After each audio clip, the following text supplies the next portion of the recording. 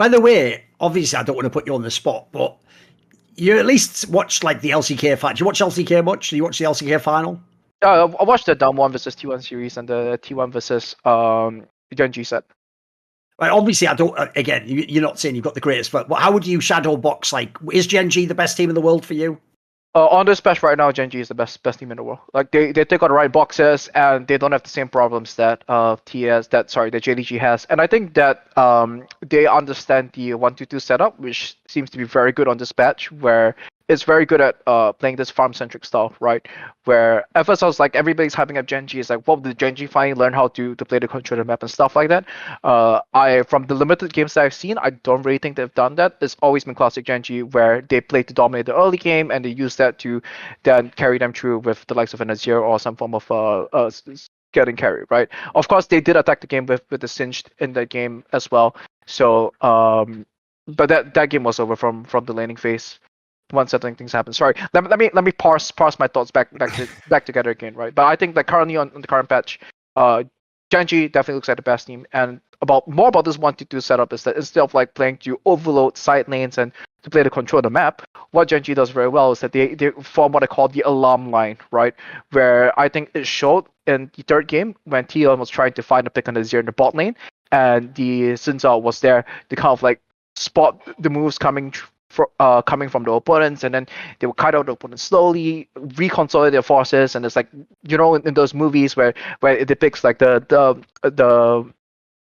was it the Mongols trying to scale the Great Wall of China, and then somebody lights the torch and everybody likes the torches across the wall. That's kind of how I visualize it when I see GenG play, right? They're very good at doing that. They're very good at spotting out the opponent's movement and then reconsolidating their forces to make sure that their side laners are safe in those scenarios. Not so sure that South Koreans will appreciate the comparison to the Han Chinese or Mongols, but whatever. It was just an analogy. It was just a harmless metaphor. It was the major getting invaded by the Mongols, not the Koreans. Exactly. No, it's exactly. But it's a cool analogy. I think what's so interesting about GenG right now, and I brought this up on the Monte and Wolf show when I talk about LCK, is that GenG is like by far the most efficient team in the world when it comes to taking farm on the map. It's actually fucking nuts. Like they're for the regular split, right? The regular season, which has the largest sample size, they were taking 51.6% of lane minions and 57.9% of jungle camps, right? You compare that to the top team in the LPL, which was Top Esports. It was 50.8% for Top Esports of lane percentage. And the next closest team in jungle was JDG with 54.2% of jungle. Now, GenG was the top team in the world at both lane and jungle percentage. So it's really what's so incredible about GenG right now is that their lane assignments are incredibly good. They don't overextend because they have good vision. So Chovy can just fuck off to a side lane on Azir, push it all the way to the tier 2 relatively safely, recall. And so the longer the game goes on, like the bigger the gold gap gets with GenG, just because of their efficiency at taking lane minions, denying you waves. It's a real problem to play against GenG because you will miss waves. They're just better at controlling the waves on the map. And they take your entire jungle, so you just get yourself into a giant gold deficit. They can do this even when playing from behind, by the way. If you watch some of their games that they've played against Damwon Kia and T1 in the regular season, they can fall to an early game deficit. You combine this with the fact that they are really good at playing the early game too. Like they will just beat you in lane, and then the gold gap just like grows and grows and grows and grows and grows against you. And they are very efficient at team fighting and very good in terms of picks in the current meta. I think you saw this if you watched the LCK finals. You saw this on display, where this is why I thought GenG was such a heavy favorite going into those finals, because there isn't a way for T1 to draft against them with the T1 roster. What do you take away from this team? Every time you try and corner them in the draft, they have some way to fuck with you. It's like they're not going to ban the Yuumi, because they don't care if you take it, because Lehens will just play Singed and you'll get fucked. And he's won every single professional game of Singed he's ever played. So they have a pocket counter, but you also can't give them the Yuumi, because then Ruler just completely dominates the entire game, and Lehens is also very good on the Yuumi. Well, what happens if you ban the Poppy? Well, Fortunately, they can flex the Sejuani, which became a ban later in the series, right? Peanut's very cerebral, good on these farming junglers. He's an extremely good decision maker into the game. If you give him early game junglers, he'll kill you in the lane and accelerate ruler faster into an end game state. If you try and ban out some early game junglers, he can counterpick you. Like, okay, you pick Vi. Well, guess what? He's on Morgana, so get fucked there, right? How do you beat this guy? He was the MVP for a very good reason. He dominated that series from top to bottom. Owner was terrible, but Owner didn't have a choice because Owner couldn't play the mechanical playmaking champions that he had played previously. That wasn't their game plan because Peanut was such a problem with his champion pool. So I don't know where you go against this GenG roster. Like, the meta has to change, because if you're going to try and play GenG with Chovy, who can play Azir, Ari, and Sylas, and he gets them for free because you have to ban all this dumb bullshit against GenG, otherwise they just dominate you in different ways. It's very hard to imagine a draft where they don't win and get exactly what they want.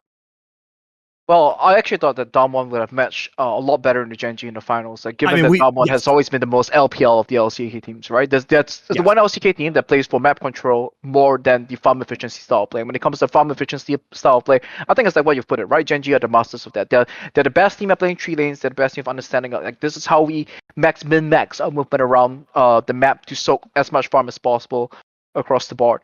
And the funny thing is that this actually tells me that this is a GenG. This is the same GenG that we are going to see in all the previous years, right? They can upgrade and they can, like, min-max in these areas. They can be even better at laning. They can be even better at team fighting. But the same fatal flaws are still going to exist. That this is a team that doesn't fundamentally understand the map control part of the game. And I'm actually very curious to see if G2, how they match up against G2 at Worlds, right? If the meta changes, if things shift. But right now, is the right meta, is the perfect meta for GenG to do well, and it really depends on what happens, how things change up when they go to Worlds itself. I have to say though, like, against JDG, GenG is going to eat JDG alive. So if people are going to do, like, same thing, JDG, why they're frauds? If they're going to be the number 1 LPL team, number 1 LCK team, it's like, wow, JDG against GenG. In every category, GenG is going to blow JDG out of the water, right? Because the teams that are good against GenG style are not JDG. It's gonna be if Top Esports choose to play the map control style, it's probably gonna be V5, it's probably gonna be LNG that I think would match up best against them, and possibly EDG as well if Landry decides to play the game. that has been an issue. Yeah, I can see that. And as to your point, when it came to the playoffs, like, we knew that GenG was going to pick Live Sandbox in advance because they match up very badly against Damwon Kia. We talked about this in previous versions of the show and other shows on this channel, but it's like, the issue is that GenG is just a better version of Live Sandbox, so they should just pick Live Sandbox, even though Live Sandbox might be the second best team when compared to the rest of the field in Korea. But Damwon Kia presents a lot of problems to GenG. GenG is very good at playing their own game, but when shit gets weird, they're worse at identifying enemy team win conditions. T1, on the other hand, they themselves are not exactly on meta, but they are really good at looking at a weird enemy team comp and saying, we need to create this vision trap and we need to get this pick right now. This is our win condition to win this game. And they're very good at executing that. So they are a bad matchup for Damwon Kia, whereas GenG sometimes gets a little flustered when strange things happen in games. And you've seen that they've struggled a bit with Damwon Kia. In fact, probably should have lost to them in the last best of 3 that they played in the regular season, which is why we weren't going to see that. But, I think Damwon's an incredibly fascinating team at the current time. You said you watched that series. We talked about how, in theory, Damwon's draft in Game 5 last week versus T1 should have been successful. But again, it was one of those games where T1 realized their win conditions, and Damwon, for all their strengths and versatility and the number of champions they can play and the way they can flex their champions, they themselves are bad at analyzing their win conditions. So they kind of have to just, like, be better at, they have to hope their enemy team is also bad at analyzing their win conditions in order to win sometimes, which T1 definitely was not. I think going back to the Game 5, right? Because I did, like, a whole VOD review worksheet on it, and I give it to my guys here at Maryville to do. And very interesting. It's the way I saw it is that I actually liked the draft from Damwon a lot, but when I was watching the game, I felt that this is something where I think they got too creative. Heimerdinger is something where it's you need to put in a certain amount of practice on this champion, and you need to conceptualize like what is it exactly you want to be doing, right? And when you're looking at the way that Damwon was taking the fights, I think Showmaker is like is dragging 4 bodies across the finish line at this point of time, right? Cannon's not having a great year. Showmaker's basically trying to drag Damwon as far as possible. I mean, Canyon played a lot better in playoffs, but in the regular season, he was pretty bad. But the Heimerdinger, he's not setting up the turrets in the right place for the vision trap, right? Which is something that T1 did a lot better than Damwon in the set. And the way that Birdwall was playing the Azir, it felt like he doesn't really know what he's supposed to be doing on the champion, doesn't really know where he's supposed to be positioning. I mean, what they didn't do is like you have to use the Azir and the Heimerdinger in that comp in order to be first on objectives and control the chokes, and they didn't do that. Neither of those players did that, and they didn't do it as a team. So they were just like, you couldn't stack dragons because they were just getting dislodged out of the river, which they should never allow to. That should never happen with that composition, especially with the low range comp that T1 had. And even when they were first on the objective, like the way that they were positioning was not in the right places to enforce the position that they had. So that's where I felt that this is a team that this is one of those, like, in theory this is a great draft, but if you don't know how to execute it, then this is where the problem comes in, right? Yeah. But that's Damwon in a nutshell, right? It's like a Swiss Army knife, but you don't know actually how to use it. Or I think the coaches know how to use it for all the shit that Danny gets from the fucking fans. Like, now we can criticize Danny because he may be doing things that are too complicated for his players to actually shot call and execute, and maybe that's the flaw. But he does understand what the champion pools are and like how to set up very favorable and unusual draft situations for his team. I thought the draft was very good from Damwon in that game 5. I was very sad to see how they actually played it out.